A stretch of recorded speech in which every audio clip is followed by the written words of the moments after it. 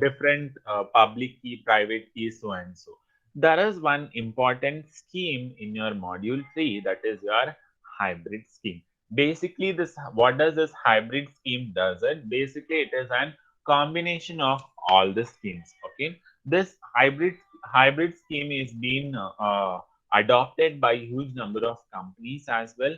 So one such company is an IBM mainframes. So basically, hybrid scheme is being adopted by IBM with respect to security part. So where you can see such kind of schemas in your IBM mainframes. IBM mainframes in the sense whatever they are working on, they are providing the security on this scheme, that is hybrid scheme. So what happens in hybrid scheme? We'll see in simple.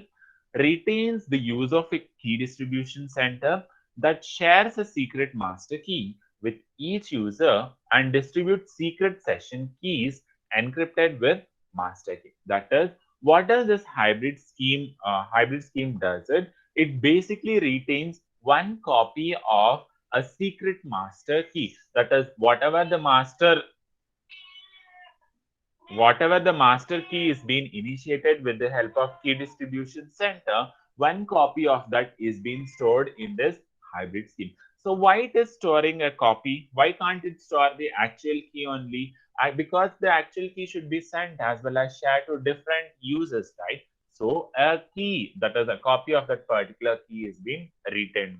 So this is one of the best advantage of hybrid scheme. It will have the copy of one key there. Okay, that is one thing. So you should remember what kind of copy it is keeping. Master keys copy is being retained in it. So what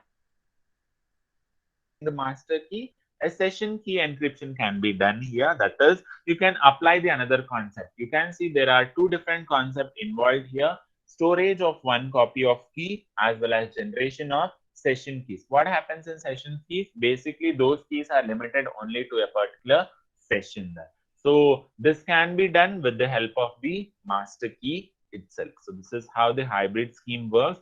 Two different usages of hybrid scheme. That is, a copy of secret key or the public key is being retained in it, as well as generation of secret session is being done with the help of the master key. Okay. Then a public key scheme is used to distribute the master key. So this is telling how the master key is being distributed. We are using a public key here.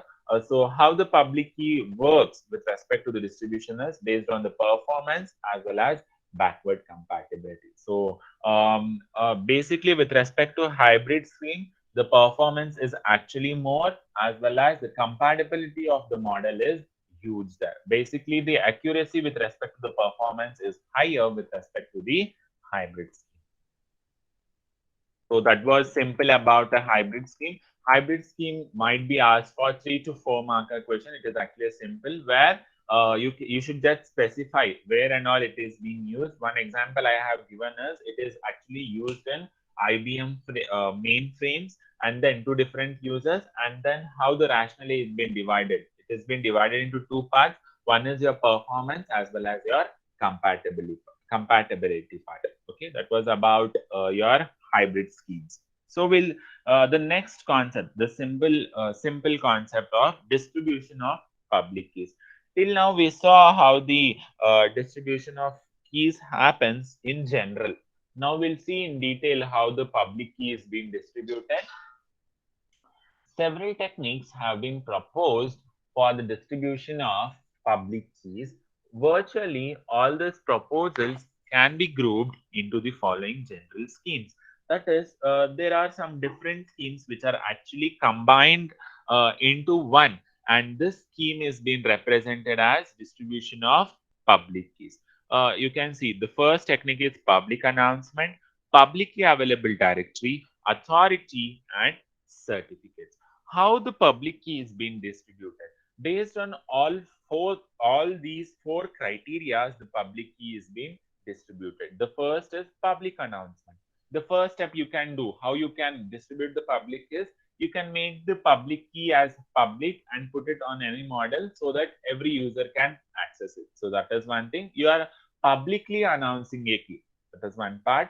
Or you can put up the key in publicly available directory. That is publicly available directory in the sense that is your KDC only. If you are putting the key inside a KDC, it is actually known as public. So any users can use it. Then public key authority. For the key which you are using, you can give the authority as public, which basically tells you it is used for any of the user side. Then with the help of certificates, this comes the important concept here. These three are actually common. You can make public key and give these kind of authorities there. But with respect to certificates, if you are making a public key and certificate, it basically tells you and huge amount of security is being provided on such key. So basically, what is adopted by huge number of models is that is your public key certificates, which basically tells you there is one identification of that particular certificate. So this is these are the four different techniques with the help of which you can distribute a public key. One is your publicly announcement, that is announcing a key publicly. Then you are putting a key in an publicly available directory, the second part. Then giving the authority for the public key as public. Then finally declaring a public key as public key certificate, which is actually very much important here, your public key certificate. If you are declaring something as public key certificate, it basically tells you you are providing some authentication with respect to those certificates. So this is how the distribution of public key happens, by four different ways, or I can say these are the four different schemes which we'll be using for distribution of public keys. So that is one thing. Then how the public announcement is done. We'll see each part in slight detail. You can see A is announcing its public key in public. B is announcing its public key in public. That is, the announcement is done. That is, I'm making my key, that is your key, as public with the help of your public key. So I can say this is one of the uncontrolled public key distribution where there is no control of making a key as public. Okay, that is public key announcement. Then publicly available directory, that is I'm creating one directory, I'm putting each public key into that particular directory. So this is, I can say, if I take an example of your paper presentation, that is writing a paper, you are basically putting into some journal, so where that particular paper is generally available to all. So in that way, you can make a key of a public by putting its key into your directory, which is actually easily accessible by any of the users. Now, if the public key of A is available in the directory, this public key, that is PUA, public key of A, can be used by user B also. If I am putting public key of B inside public key directory, I'm making this key can be used by A also. So this is the vice versa will be happening here. Okay, that is publicly available directory. Then, so this scenario comes again here. That is with respect to your public key. If you are making a key as public by four schemes, again your key distribution scenario comes into existence. The same process happens here. That is how your public key is been distributed here. So that is one thing. So we'll see in simple. The concept remains the same. Initiator sends the request to the authority, that is the public key authority. Then it will access its request and gives the services. Once the service is being received from the public key authority, that service is being sent to the responder B. If he needs something, he will directly ask with public key authority. So you can see with respect to key distribution scenario in the simple, if responder B needs something, he should ask the initiator A, then the initiator A would ask the KDC. But that doesn't happen in public key distribution scenario. If you are making any key as public, the responders as well as initiators basically directly communicate with the key authority, that is the public key authority. So this is a simple with respect to public key distribution. So basically, with respect to public key, we saw to make a public key a certificate. So how you are obtaining a certificate with respect to your public key?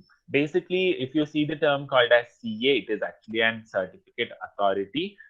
You are basically putting up a public key of a user. You can see user A's public key is being sent to certificate authority.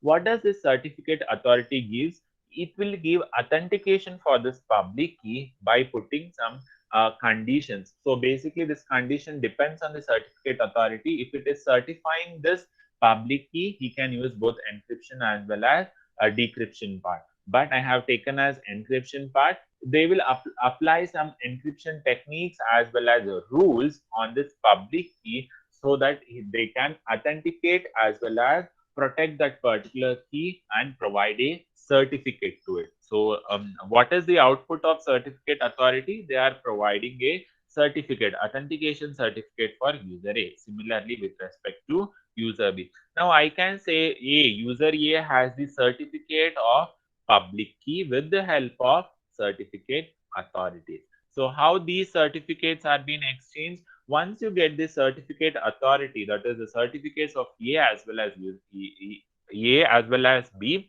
it can be exchanged with one another so that they can use. So you should remember this is the public key concept. The keys can be exchanged with each other. That is a simple concept of